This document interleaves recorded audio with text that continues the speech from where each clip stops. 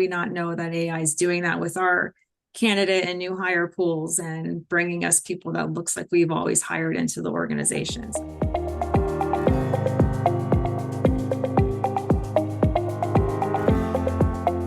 Good morning, Jess. How are you? Hi, Christine. I'm good. It's nice to be back. How are you? Good. We can talk about AI today, as Yes. we do every day, right? We're going to talk about AI and talent acquisition and specifically to our bias in the interview process, which I'm pretty excited about, right? Mhm. So, in case this is the first time you're joining us, we have the work architecture with people science. Thanks for joining us. We concentrate on talent acquisition. That's been my profession for a really long time, longer than I want to mention it. We're people science. We have a technology called HireGate that's in there too. If you're in talent acquisition, stick around. We'd like to hear what you think. Okay. So we're pretty excited right now to share some information that we've shared a little bit before, right, Jess? Yeah. About bias in the interview process. And we know there's a lot of lawsuits out there. We know this is top of mind for our customers. And our customers, by the way, are heads of talent acquisition, CHROs, CFOs, and founders of organizations. We help them learn how to create a well-oiled machine in recruiting. We also supplement them with recruitment process outsourcing.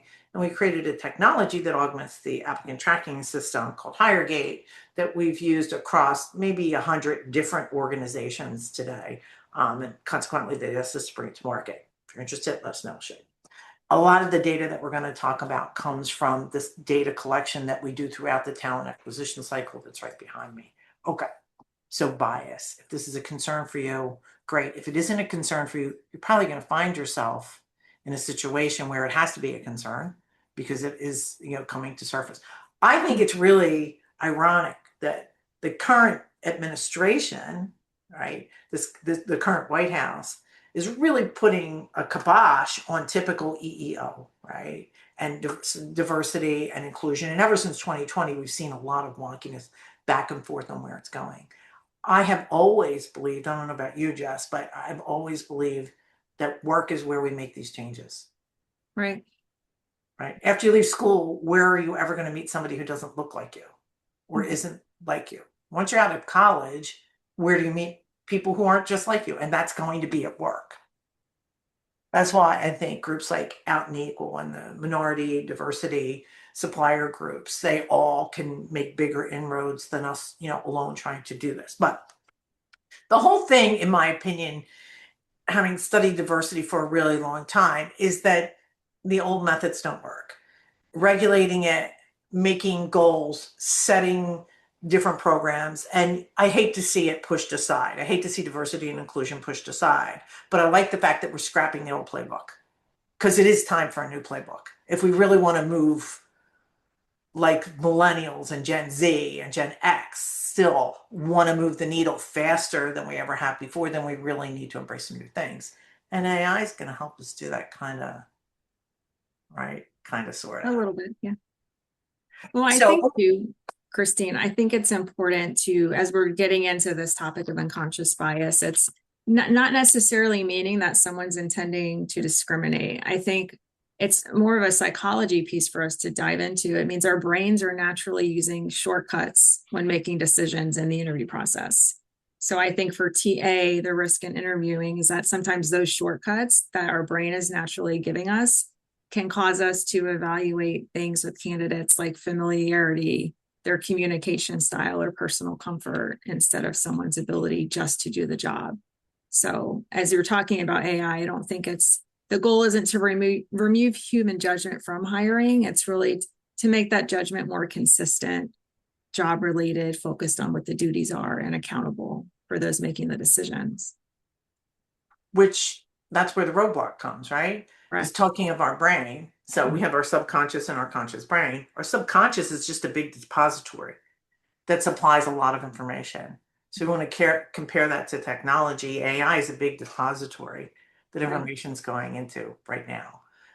And so I would like to share a case study that I saw at a LinkedIn conference a few years ago by Laszlo Bock when he was still the chief people officer at Google. And he cited a study from the University of Topeka that was done by Tricia Pritchard and Frank Banieri.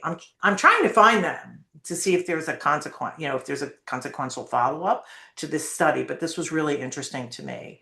So what they did is they took what they called naive observers, and in this case, it was juniors in college, and had them witness interviews. So an interviewer conducted an interview, and then they turned the sound off, and they had these college juniors watching the interview. And then they asked them who they thought was hired, and then they compared the answers. The match point, right? So at what point, and I'm going to throw this out to the audience, and just, do this in your head. How long do you think they had these naive observers watch this video or this live interview without sound, and then made decisions that correlated with the interview process, the interviewer?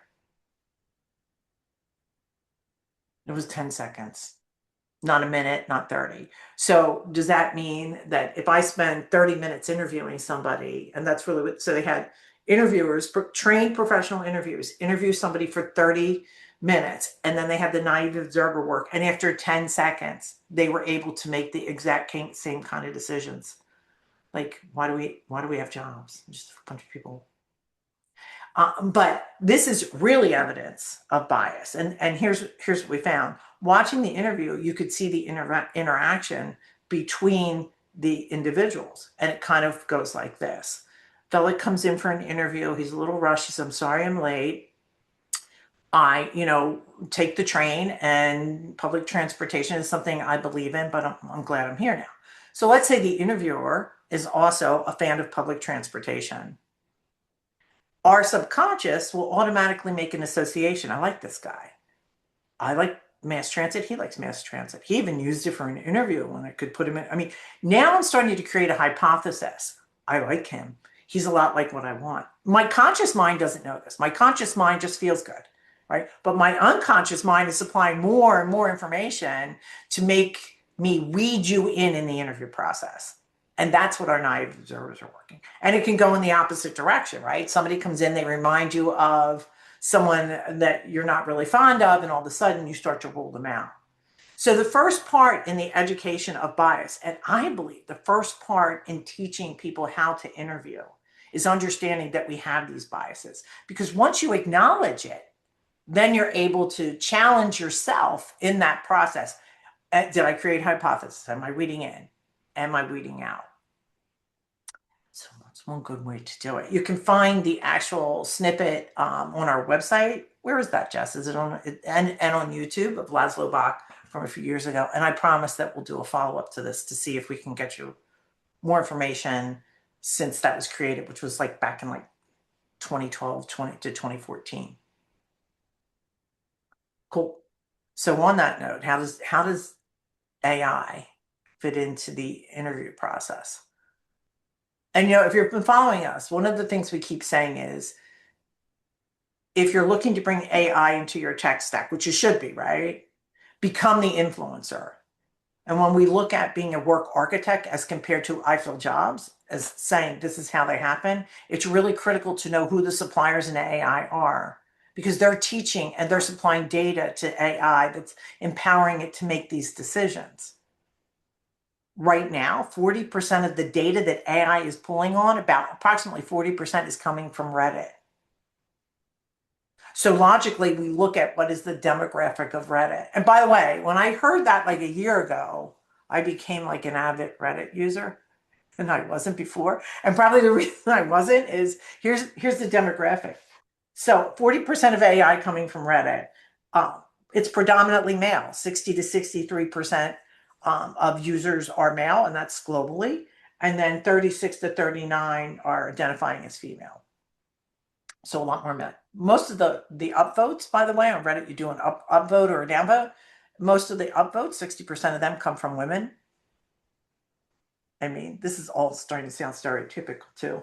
The age ranges here too, it's mostly Gen Z and millennials. So it's a newer market, but thinking in terms of, so I've got people that are predominantly male and women, millennial, women at only 30 some percent, and then Gen Z and millennials. So these are the people that are providing information. Let's look at their ages, right? So 44% are 18 to 29 years old. and 31% are 30 to 49 years old. So these are the people that 40% of AI is copying. So if you're an early adopter, you want the influence. You want your organization to influence what that AI is bringing. In fact, this is a case that I've seen several CHROs make when they say, instead of continuing partnerships and expanding with these large enterprise systems, they're looking at the smaller suppliers where they can influence, and many of them are creating their internal tech stack so they can create this AI that's empowered with their own company culture even further. Have you seen that with some of our customers yet, Jess? Yes, I have. And I've seen a lot of, organizations, TA teams use AI to, again, create that consistency. So support either their scheduling, helping them write structured interview questions, organizing interview notes. But again, it's always important to not assume that AI is neutral. I mean, obviously, we all hear about the laws the EEOC is trying to put in place to avoid discrimination from these automated tools. And I think technology and AI can help standardize the process, absolutely. But important, keep aware it can also scale any assumptions that are already built into your current process. So you're just adding a tool onto something that's already existing. And if your current interview process allows for unconscious bias in some way, and you're not monitoring that and changing the workflow or re-engineering, the tool will just amplify what's already there. So I think organizations, when they're looking to put in AI into their interview process, really having a core understanding of what information their AI tool is evaluating for them, how recommendations are generated. So Christine, your reference to AI or Reddit having 40% of the power in there is important to keep in mind. Whether accommodations are available for candidates with those AI tools, and if the results are different across different candidate groups that you're interviewing for.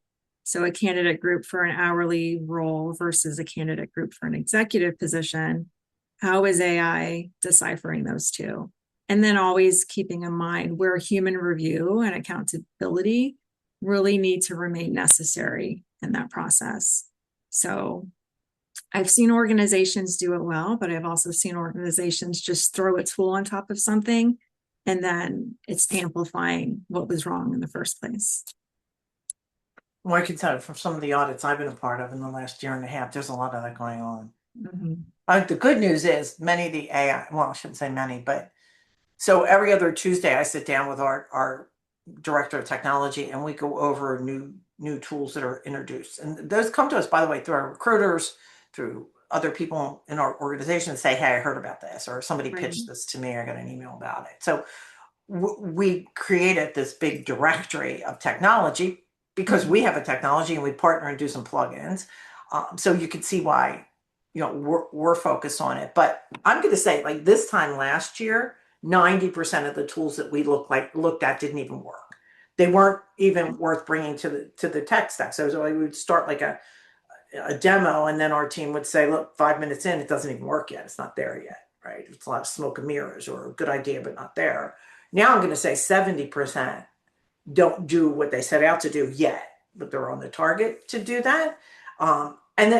So why do we continue exploring and looking at these things? Because I've seen one piece of software save a company almost $2 million. And the cost of that was about $20,000 a year. I mean, you can't make up the degree of ROI that kicks in when you apply AI as compared to your current process, broken or not, right? I'm hoping that what we will all do is take an even closer look at what we're doing now because of the spotlight and because of the accountability and the responsibility that our thoughts and our directions and our company cultures are forming these AI tools. Interesting fact too is I guess it's 2 years ago, we did our first presentation about AI in HR, and there had just been, I think it was CBS did a report, and we showed a clip of that, of asking AI, show me a fast food worker. and it showed a minority woman and a minority man, young people behind the counter. Then they asked it, what is, show me a picture of a powerful leader, and it showed a white male in their late 50s, early 60s. I just did the same thing today with ChatGPT, and it showed me a woman with a hairstyle just like mine as the CEO, which is my title. So not only is it biased with other people's information, right? Reddit and all the other sources it uses, but at the same time, now it's saying, oh, I know Christine. She uses ChatGPT all the time. I'm going to customize my results to what she would think. Interesting.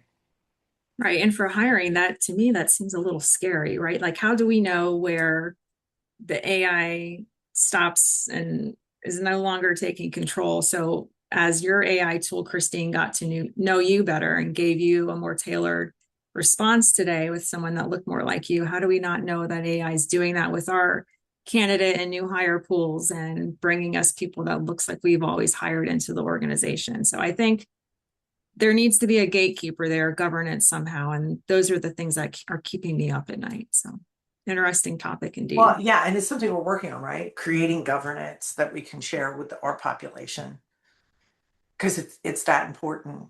And Mhm. using AI to audit AI is not a bad idea either. I think when we tried to do this years ago, it was just too cumbersome. You couldn't add more to the stack. We still had a lot of education. People come further. So I've got a lot of hope about AI helping us, put the spotlight on our own biases, which is the first step in changing them, right, and creating a more diverse world. And second, just speeding it up, so making it much more cost effective, right, which is always the name of the game in the end. Great. So hope you enjoyed this. We're here. If you have any questions or comments, feel free to reach out. We'll look forward to seeing you again soon. Anything to add, Jess? No, just looking forward to these further conversations. Things are moving so quickly, so stay tuned with us. Absolutely. See you again soon.